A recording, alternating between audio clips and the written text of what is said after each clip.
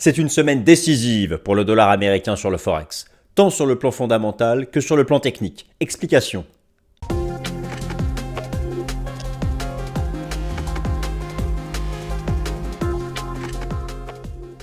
Chers amis, bienvenue à la nouvelle édition du Fast and Forex. Nous sommes le mercredi 20 septembre 2023, jour J pour la décision de politique monétaire de la Réserve fédérale des États-Unis, jour J pour la conférence de presse de M. Jay Powell et pour la mise à jour des anticipations macroéconomiques de la Fed à un moment où le dollar américain, ce fameux dollar US, dont le rebond a surpris tout le monde, un rebond que nous accompagnons ici chaque mercredi, un rebond qui fait du dollar depuis 2 mois.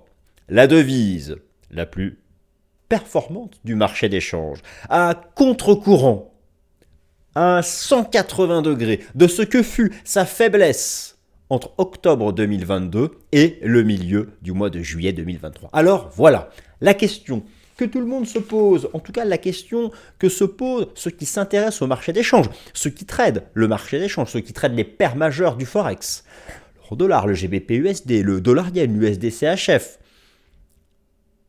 Une seule question doit tarauder votre esprit, doit chatouiller votre intellect.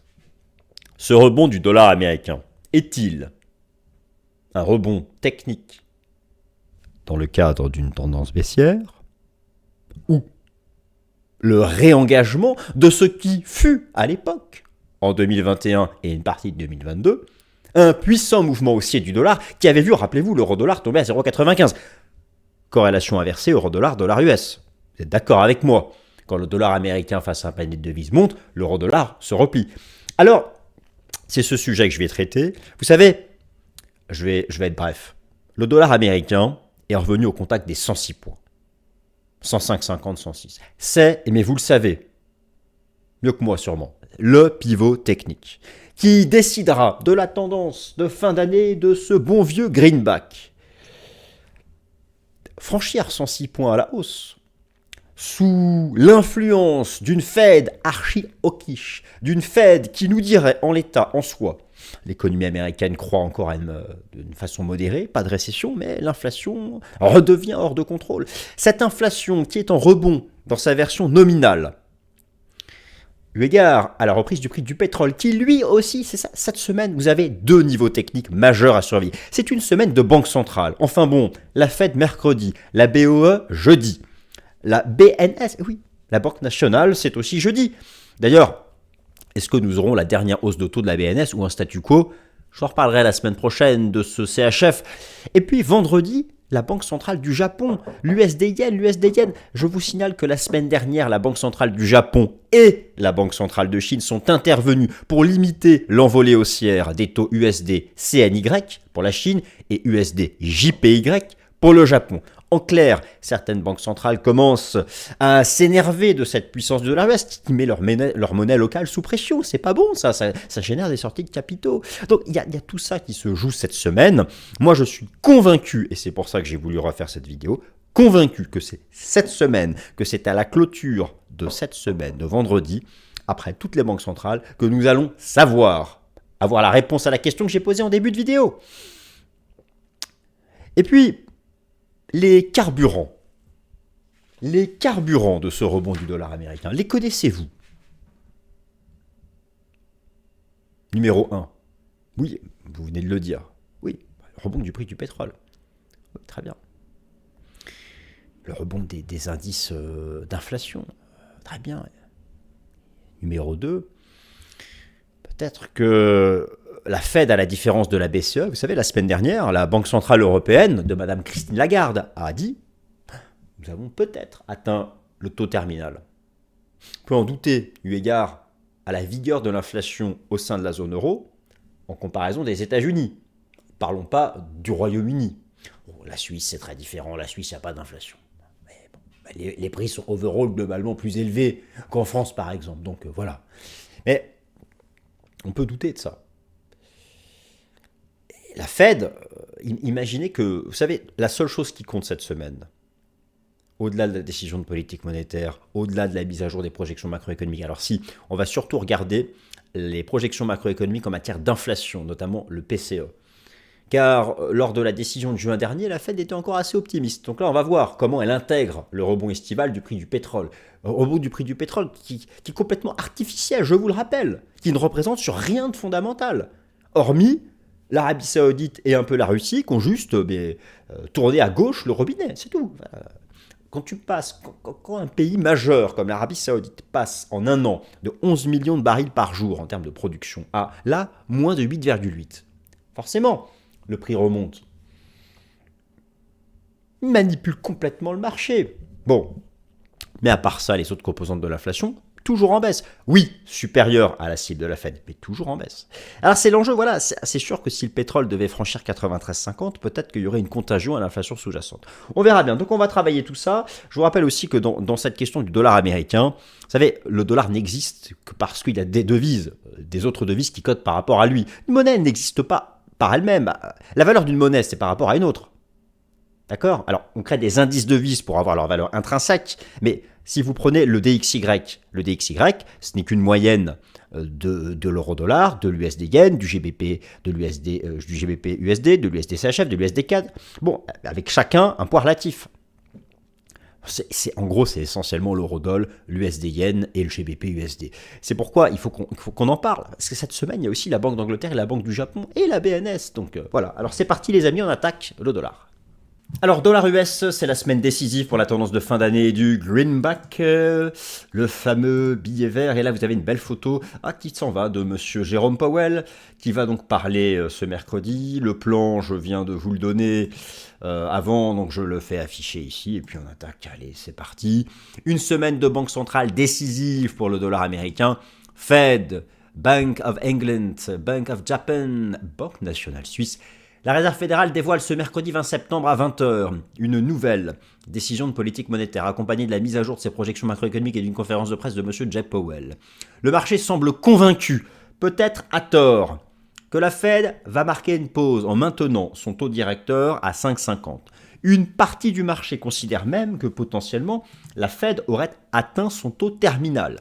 Cette conviction de statu quo du marché pourrait être présomptueuse au regard du rebond récent des différentes mesures de l'inflation et de la résilience macroéconomique des États-Unis. Les projections de la Fed vont décider de la tendance de fin d'année du dollar américain sur le marché des changes. En fait, le critère décisif, si vous voulez, le critère décisif, qu'est-ce que ce sera? Le critère décisif, en l'état, ce critère décisif pour M. Powell, maintenant on n'en est plus... Oui, alors... Moi, ma conviction, c'est que le taux terminal, c'est 5,50, 5,75 max. 6, je n'y crois pas. Voilà. Vous avez vu la mise à jour des statistiques de l'immobilier résidentiel américain la semaine dernière? Notamment un indice qui est très suivi, qui est le NAHB, qui mesure un peu la confiance des promoteurs immobiliers. Ça repart à la baisse et les promoteurs immobiliers nous disent que les taux, ce sont les taux de crédit immobilier qui sont en train de casser la demande.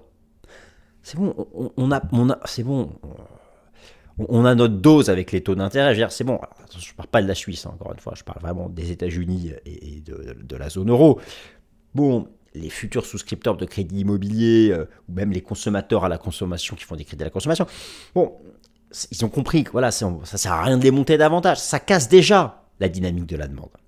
Donc maintenant, pour vraiment casser l'inflation, c'est pas forcément renchérir encore les coûts de financement, c'est plutôt de maintenir ces nouveaux coûts de financement sur une très longue période. Et c'est comme ça qu'on va assécher la demande et tordre le cou à l'inflation.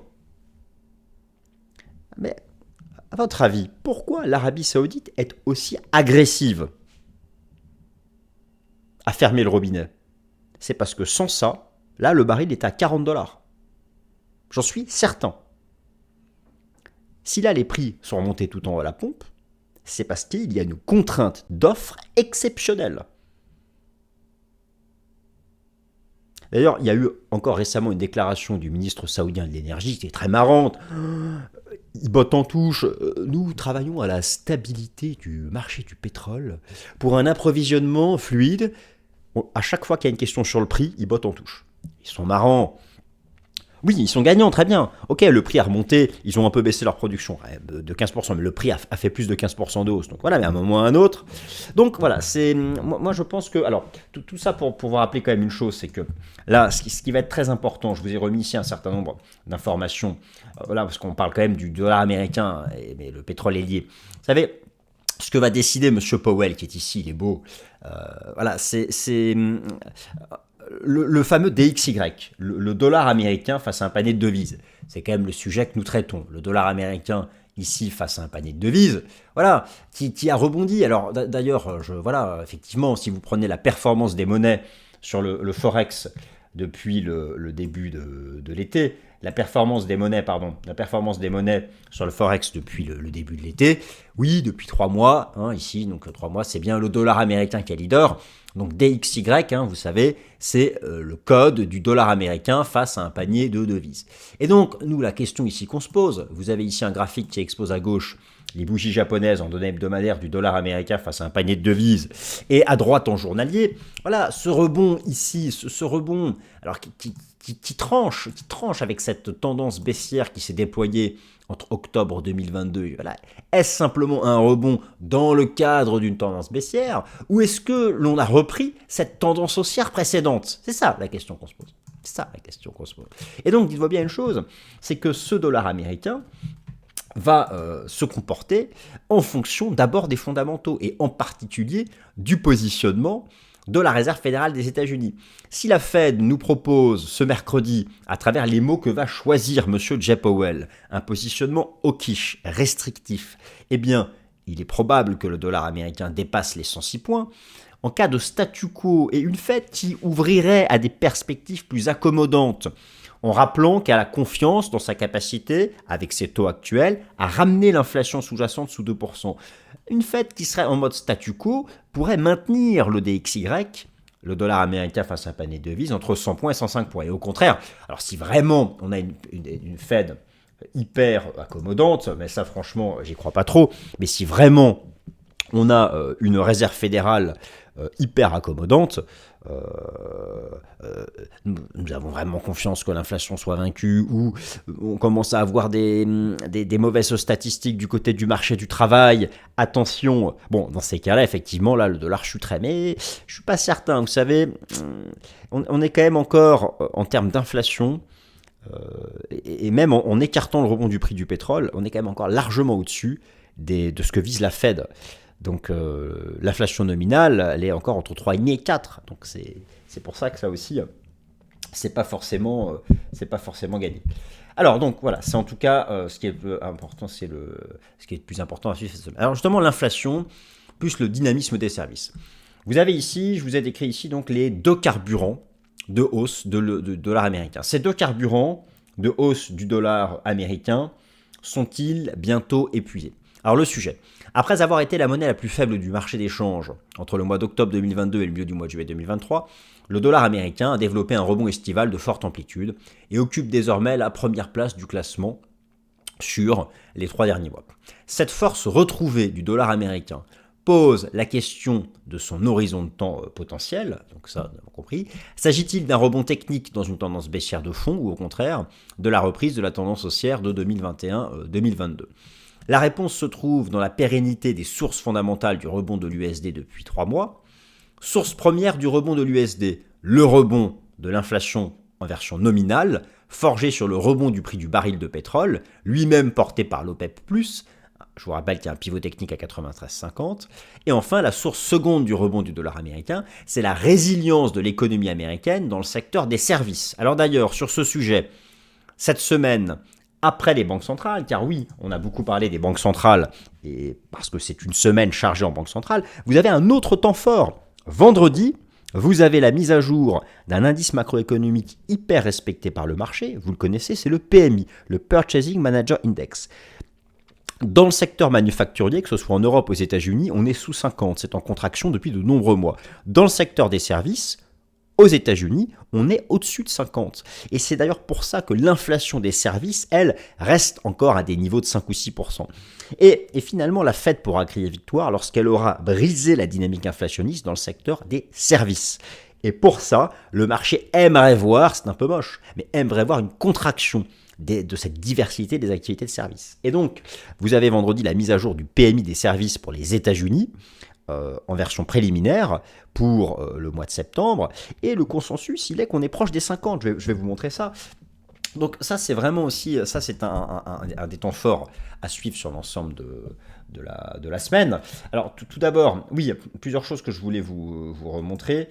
Oui, donc alors, voilà, ça c'est, suivez-le vraiment, hein, il sera mis à jour vendredi, du coup après le bal des banques centrales, et voilà, constatez sa dynamique actuellement qui se replie. Voilà, si jamais il devait s'inscrire sous 50, ce serait vraiment un facteur de baisse pour le dollar américain qui pourrait donc avoir lieu après la Fed. Ça, c'est donc à suivre. Alors ensuite, oui, ce que je voulais vous remontrer, c'est cette fameuse inflation. Alors, cette fameuse inflation qui est en rebond ici. Là, vous avez ici les courbes en vert et en bleu de l'inflation nominale. Oui, c'est en petit rebond, mais regardez au-dessus, vous avez en violet et en marron l'inflation sous-jacente qui, elle, continue de baisser. Alors certes, elles sont encore largement au-dessus de l'objectif de la Fed. Mais ce que je veux dire par là, c'est que finalement, sans le rebond du prix du pétrole, je vais ici vous montrer le rebond du prix du pétrole, eh bien, ce qui est intéressant en fait, la vraie question, c'est de savoir à partir de quel seuil le rebond du prix du pétrole peut représenter un risque de contagion à l'inflation sous-jacente. Ici, vous avez, je vous remontre ici dans le PowerPoint, ici vous avez la contribution du pétrole au rebond du taux d'inflation au rythme annuel. Et là, vous avez la ligne de 0, regardez bien, là vous avez la ligne de 0, et on vient de repasser au-dessus de 0. C'est-à-dire qu'en fait, en rythme annuel, si on compare le prix du pétrole entre septembre 2023 et septembre 2022, eh bien, on se situe à nouveau au-dessus. Donc, c'est là où ça commence à devenir dangereux. C'est-à-dire que si le pétrole devait casser, regardez, c'était la ligne au coup d'un double top, la ligne de tendance, je peux même y ajouter les enseignements du système Ishimoku, c'est la partie haute du nuage, tout le monde a bien compris qu'il existe un risque d'explosion haussière en cas de dépassement des 93,50. Donc ça, c'est un des seuils décisifs à suivre sur l'ensemble de la semaine, et le lien sera maximal avec le dollar, puisque justement cela contribue au rebond de l'inflation nominale. Mais bon, voilà, pour le moment, l'inflation sous-jacente, elle, reste en tendance baissière. Alors, d'ailleurs, n'oubliez pas une chose, c'est que dans ce débat sur le dollar américain face à un panier de devises, vous avez de l'euro, de la livre sterling, du franc suisse, du yen. La question qu'on se pose ici, c'est est-ce que le dollar américain va franchir les fameux 106 points? Si oui, c'est l'explosion haussière à 110, le dollar retournerait sur ses sommets d'octobre 2022, ou va-t-il échouer? Étant donné que cette semaine, il n'y a pas que la Fed, et je fais écho à ce qu'a dit la semaine dernière la Banque Centrale Européenne, qui a potentiellement laissé entendre qu'elle aurait atteint son taux terminal. Cette semaine, vous avez la Banque d'Angleterre, la Banque du Japon. Et donc, pour que le dollar, imaginons un scénario qui verrait le dollar rejeté sous les 106 points. Si le dollar doit rejeter sous les 106 points, cela ne peut être dû qu'à un rebond de l'euro-dollar ou à une forte chute de l'USD-yen ou un rebond du GBP-USD. Car si le GBP-USD rebondit, c'est bien l'USD qui baisse. Donc, et ce que je vais vous montrer, c'est que là, euro-dollar, GBP-USD, USD-Yen sont au contact de seuils techniques très importants en cette semaine qui voient leur banque centrale s'exprimer. Donc, gardons bien à l'esprit que les tendances sur le marché d'échange flottant sont relatives. Ainsi, la valeur du dollar US se définit par rapport aux autres monnaies de manière absolue dans un indice devise. Alors, l'indice devise dollar US porte le code mnémonique DXY et sa composition est la suivante. Et c'est donc bien ça que je voulais vous rappeler, c'est que dans ce fameux DXY qui nous intéresse, vous avez 57% d'euro-dollar, 13,6% d'USD-Yen, 11,9% de GBP-USD, du CAD, du SEC et l'USD-CHF pèse un peu moins. Donc, c'est vraiment ça qu'il faut suivre. La BCE, je vous rappelle, pour l'euro, la BCE pourrait avoir atteint son taux terminal la semaine dernière, pic ultime de sa campagne de resserrement monétaire. Mais pour envisager que le dollar américain rejette sous cet énorme pivot technique, il n'a aucune chance de rejeter si l'euro-dollar ne tient pas ce support. Et donc c'est ça aussi où c'est une semaine très intéressante, même si la BCE est déjà passée, le marché, vous savez, il y a certains membres de la BCE, la Banque Centrale Européenne, qui associe les banques centrales nationales des pays de la zone euro, qui disent non, il manque encore une hausse de taux. Et après, comment ça va jouer? Si la BCE et si la Fed ont atteint chacune leur taux terminal, ce qui va compter, c'est la durée avant pivot. Et donc, si par exemple c'est la Fed qui pivote la première, ça fera rebondir l'euro-dollar, ça fera baisser le dollar US. Mais si au contraire c'est la BCE qui pivote la première, ce sera le contraire. Et cette question de durée avant pivot, ce sera la question de la durée pour ramener l'inflation. Quelle est la zone qui va ramener l'inflation le plus vite à 2%, à votre avis? Moi, j'ai quand même l'impression que c'est plus les États-Unis qui vont le faire. Le taux d'inflation de la zone euro, il est encore 1,5 à 2 fois supérieur, en fonction des pays, à celui des États-Unis. Ne parlons pas de l'inflation britannique. Le GBP USD revient sur un support à proximité des 1,23. L'inflation britannique, elle est encore à 8 ou 9%. Moi, je vous garantis que la Banque d'Angleterre va encore monter ses taux. On sera fixé, on va voir. Il y a une décision de politique monétaire cette semaine. Mais pour que le dollar américain rejette sous cette résistance, il faut que l'euro-dollar tienne cette zone support. Il faut que le GBP USD parvienne, lui, à s'accrocher à ce niveau des 1,23$, qui est 61,8% de retracement de toute la hausse ici entre 1,18 et 1,33. Sinon, derrière, s'il casse les 1,23$, c'est la chute à 1,20. Et là, effectivement, et alors vous avez bien sûr la Banque centrale du Japon. Je vous rappelle que la Banque centrale du Japon est intervenue la semaine dernière pour renchérir, pour stopper la chute de sa devise face au yen, face au dollar US. Lorsque l'USD yen monte, c'est bien le yen qui chute face au dollar US. Et donc là, vendredi matin, il va falloir vraiment suivre ça de près. Vendredi matin, vous avez une décision de politique monétaire de la Banque centrale du Japon. Son taux directeur, alors le taux directeur de la BOJ est encore négatif, il est à moins 0,1. Mais voilà, imaginez qu'il passe à 0, ou imaginez que la BOJ commence à ouvrir le fait que, voilà, elle pourrait normaliser sa politique monétaire.